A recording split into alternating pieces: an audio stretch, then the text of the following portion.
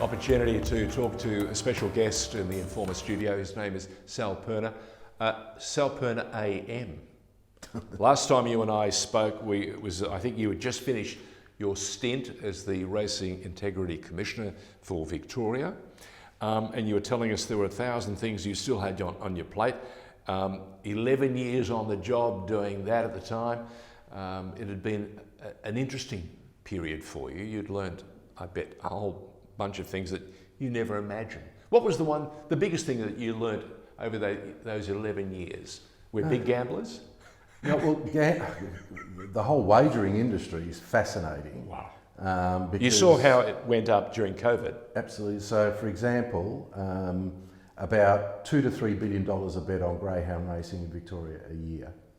So that's the size and scope of wagering. And then we've got this multi-trillion-dollar illegal gambling market. Multi-trillion. And that's illegal. Illegal. So it's the black market, it's the overseas markets that can't be regulated. Are these an instance of some of that black gambling? In the early days of cricket, was it when Shane Warne, remember, got nailed for speaking to what he didn't know was a betting master and telling him about the state of the pitch? Correct. Yeah? Yeah. And from that, there was an array of stories that came out of that time. Correct. And so how does it thrive? What can you do to stop it? Or what could you try and do in those days, over that 11-year period, to if not stop it, cause it grief? Disrupt it as much as you could. Yeah, and that's a very good word, and that's a very common word used in integrity circles. So most organisations who are focused on integrity, so they have an integrity unit of some sort, put a lot of their efforts at the first stage as the education and awareness. Yep. So for example, the players, yes, and they bring them in and they have programs to teach them all about how big wagering is and the pitfalls with wagering. So if you are approached, you must tell us, and you must tell us what is said, and we will guide you through that. Because that's where you can make most effect rather than wait till it occurs, because there's very little you can do. I was going to say the challenge must be for all those, the next tier of people around you, your mates, your work, your friends and associates, who will filter and find their way to you if they know it'll help them. Exactly. How do you, what sort of advice do you give to those elite and professional young men and women who are now involved in sport, in high-end sport? Do you say to them, don't bet at all? Don't gamble at all? It's just not worth it at any level for you? Yeah, and most sports will do that. Uh-huh. They will break it down into segments. So the first part they will say is, let's see how this affects you. And then they'll bring in, for example, former players who have had gambling habits, yes, and that's ruined their careers, their lives, yeah, or their careers, or impacted put them them in debt, exactly, broken up relationships, yes, impacted on their families, a whole range of things. So that's one thing they'll do. The other thing is that, and probably more importantly, is the creating of awareness. So cricket, as you probably know, for example, was a very systemic approach to corruption. So yeah, the corrupter, for example, wouldn't just go up to a player and say, hey, I want you to do this. Mm. They would form a relationship and say, look, I've been watching you at this level, you're really good. They might send them a card or a text, or they might buy them a little gift and say, hey, just want to show you my appreciation, you're such a good player. Or I know that you've got a family function this week, here's a dozen bottles of wine or whatever.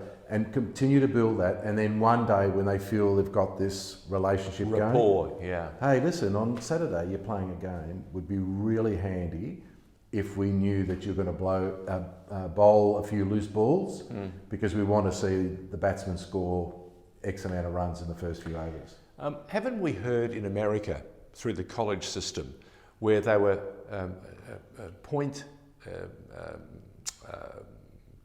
it was just taking points off scores. For example, we were good enough to beat you by 20 points, but we beat you by 6. Yes. Yeah. So they had one or two key players who didn't cost you the game. They didn't change the result but they did change the score. Correct. And now, how do you feel against that? And that's a reflection of how the Because they're saying we're not asking you to cheat, we're not asking you to drop the game or hurt your players or your teammates or your fan club.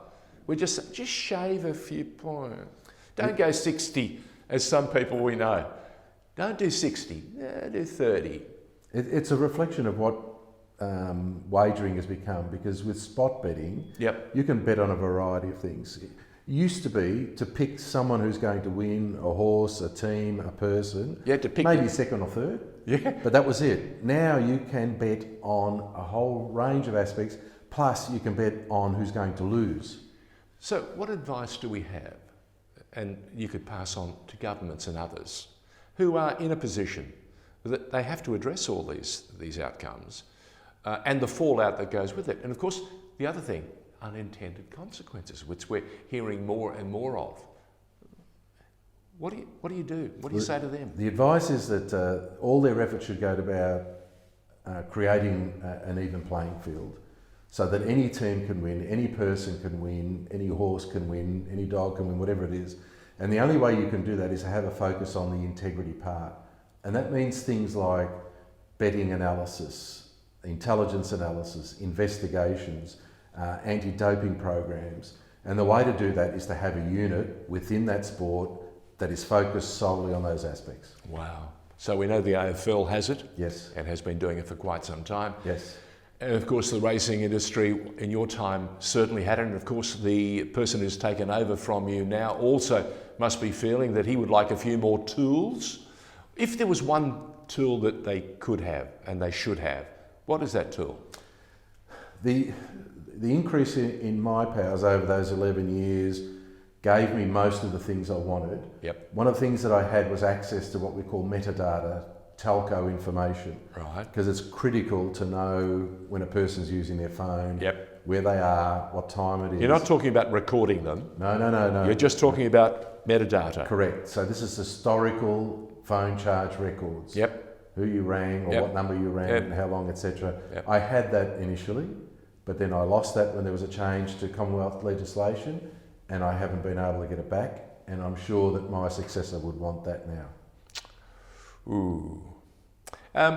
When you step down, let's reflect. Last time you and I spoke, you talked to us about your nearly 20 years with Victoria Police, two times with Homicide, and you told us about the journey early on and how it morphed and changed.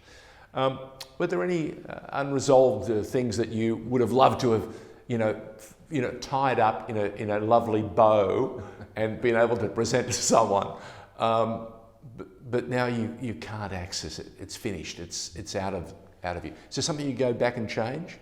And that's a really interesting question. If you ask anybody that's worked in major crime investigation, particularly homicide, the one thing that they take with them when they leave is, and from a negatives perspective, is an unsolved murder. And the so-called cold case or the open case. Correct. And I had one in the 2 times that I was there. There's only one that is still unsolved. Gnaws away at you? It does, because it's a blemish. It's something that we weren't able to resolve while I was still there. Wow. Now there is work going on with that particular cold case, because these days I have a cold case unit that picks up on those.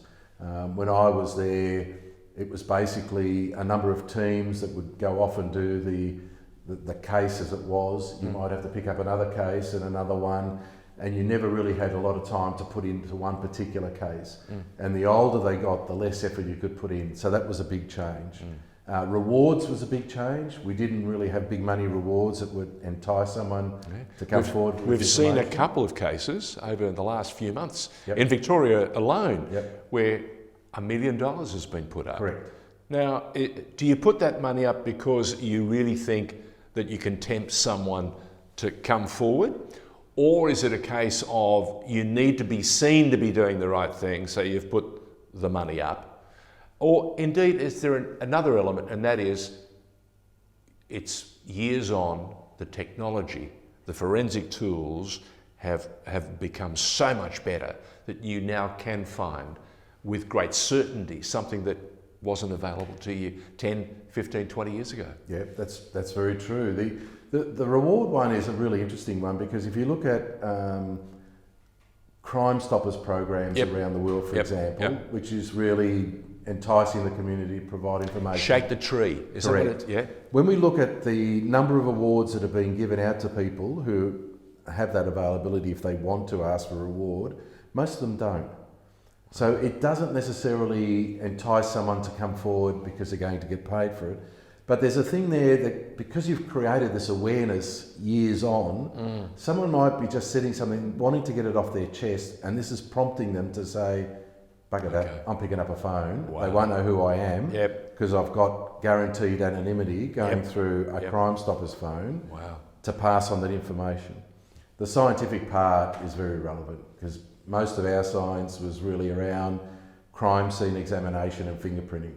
DNA wasn't a tool that was available, and yet now it's so important that we took examples and exhibits and samples and a whole range of things at the time that might be worth something today.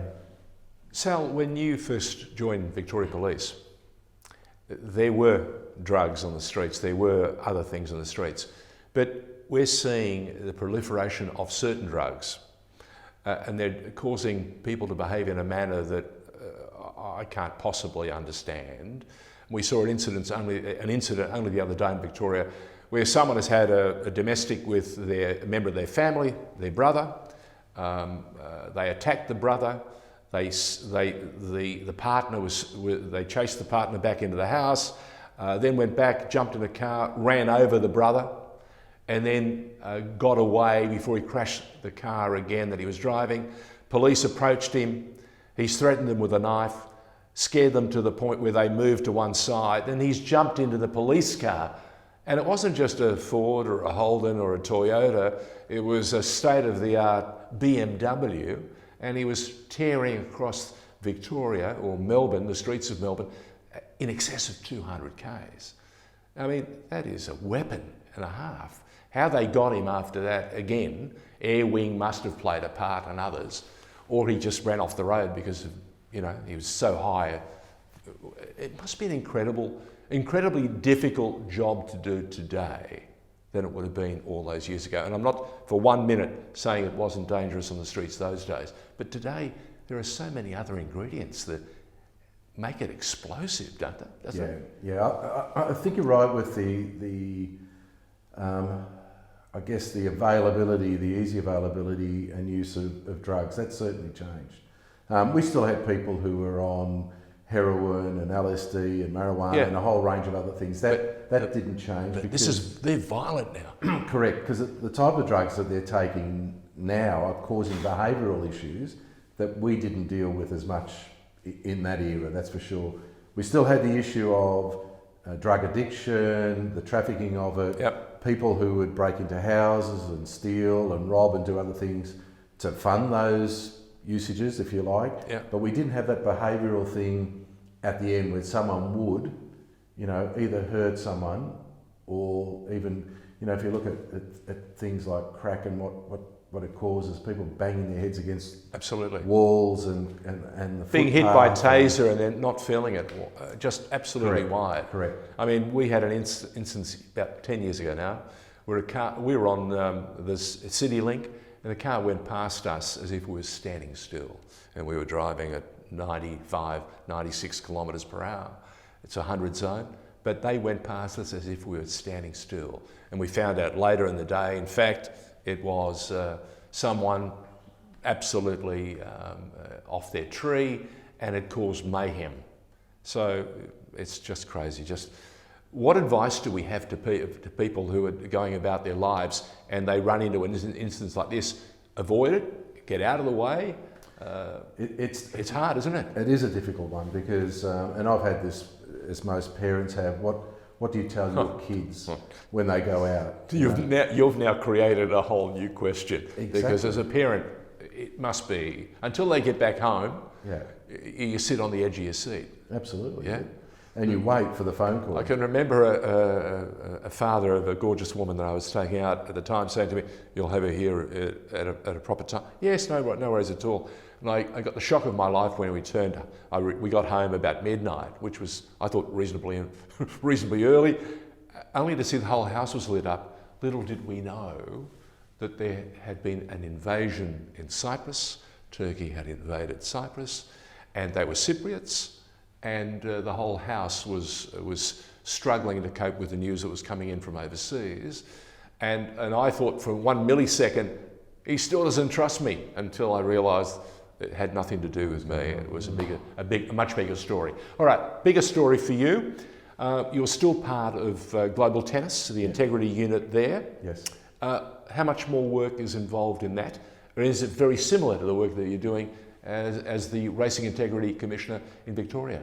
Yeah, and there's a lot of work to do there, because we've had a tennis integrity unit in place for a number of years now, but we've created a new organisation that has a very strong independence about tennis, worldwide tennis, and what integrity programs we should put in place. And this goes back to what I mentioned before about having players go through education and awareness. What are the pitfalls? These are professional sports people now that are getting paid money, and they will be approached more likely than not at some stage. Especially on the satellite circuit. Exactly. Yeah? And even lower. And even lower. Absolutely. Wow. Anything you can bet on. Anything you can bet on. Yeah. You also think about what you can bet on. There's not much you can't bet on. I was going to say, it seems to me that every time I turn on the TV, there's an ad for a betting program or app or service that I never imagined existed 5 years ago, let alone 10, 20, 30 years ago. What about basketball, NBL? They also have a very big betting part of their makeup. I know the game, as we touched on earlier, in America they've had those incidents where they were shaving points. They had gangs who were doing this. Similar things here? Do you watch out for? So Basketball Australia, which is the governing body, they have an integrity unit. So they watch each and every game, huh? Yep, and they're doing the same things that every other sport that has an integrity focus are doing. And the betting analysis is critical to that, as are the other programs. Wow. No sport's untouched, George. There's no sport that's untouched. We've seen it in darts. Seen it in darts. Darts. Corruption in darts. We've seen it in badminton. We've seen it... In particular, sports that are single competitors are much more easier to influence than team-based sports. Yes. Some you can. Yes. Because if you get onto a goalie, for example... The infamous ones we grew up with in Hollywood were the boxing bouts. Absolutely. Where you took a dive for the right amount of money. Exactly. Yeah. So that hasn't changed. What's changed now is that it's very easy to put that bet on. Yeah. Take your phone out of your pocket, grab an iPad. And it's infiltrated every sport at every level. Absolutely. Wow. If you can bet on it, the odds are that there's some corruption that is going on. So, particularly around so do the integrity units and the code masters, that is the people who run the games, are you guys working closer and closer and closer than ever before? Yeah, because I think the reality is that the commercial part of the business relies on the integrity part of the business, because if people aren't confident that they can place a bet, for example, on that sport, they'll go somewhere else. Well, here's a question for you. We've got the Olympic Games coming up, and we've seen some people are very happy to win a gold medal, juiced or whatever, knowing full well that for 1, 2, 3 years they're going to luxuriate in the money and the prestige of whatever they've won, and in 5 or 6 years' time, if they get found out, they've had the joy and the thrill of standing up on the dais, being accorded the status of Olympic champion. How hard must it be for the integrity unit at the Olympics when there are so many things going on? It'd be huge. I mean, the Olympics, even if you look at their history from the first Greek Games... Oh, don't go there. Don't go there. Just don't pick on 1896. They've got statues of people that were corrupt lining that arena. Right through to the IOC themselves and the corruption that's gone on there. So it doesn't matter whether it's professional or amateur. There's been corruption going on in sport to some extent since the advent of time. Advent of time. It's no different to anything. It's no different to crime. It's been with us forever. It will continue to be with us. It's how we deal with it, what we can do to try to to measure that and then What, manage what example do we set for the community if we allow people who've made a celebrity out of ill-gotten gains or misdeeds, and they're paraded now on television shows? Yeah. What's, we see them on Dancing with the Stars or on some hit show about becoming a SAS officer, and all they're really doing is they're using their celebrity, their notoriety, Yeah. to boost viewing. Yeah. Surely there's something wrong with that, huh? Well, there is, but I don't think you can do anything with it. I mean, look at the people that we've got that we call social influencers. Oh dear. Would you take advice from any of those people about? Well, how to live in fairness, there are some Smarties There are who've done some very clever Yeah, I things. agree with that. I was in the States a couple of years ago when we were still allowed to travel, and we were going through Central Park with Craig Foster, and his family, and we watched this beautiful woman with her daughter perched up in a little seat. They've had a television umbrella, that's one of those that enhances and spreads the light, and she was filming a segment for, Instagram or whatever, and we went over and spoke to her when she'd finished. And yes, she had more than a couple of million people, and she was a key influencer making a very good income. Thank you very much. Speaking of income, what's next for Sal Perna? Still nothing defined. Yes. I'm still thinking about what I'd like to do and what I wouldn't. Maybe a board position? Yeah, absolutely. Yeah. In an industry or an organisation that I would find interesting and challenging, it's something that I think I might be able to add value or contribute to. Look, the first time you and I spoke, I was mesmerised by not only the length of the career, but the number of chapters that you've fitted in that career. It's been a great story. Sal, thank you very much, and I hope we can get you back to tell a few more stories about that time in the police force, and of course in your 11 years as the Racing Integrity Commissioner for Victoria, because I bet there would have been one or two stories that needed to be, as they say, concluded and tied up before you left, but just didn't get done. Correct. All right. Thank you, George. Sal Perna in the studio on The Informer. Thank you. Thank you.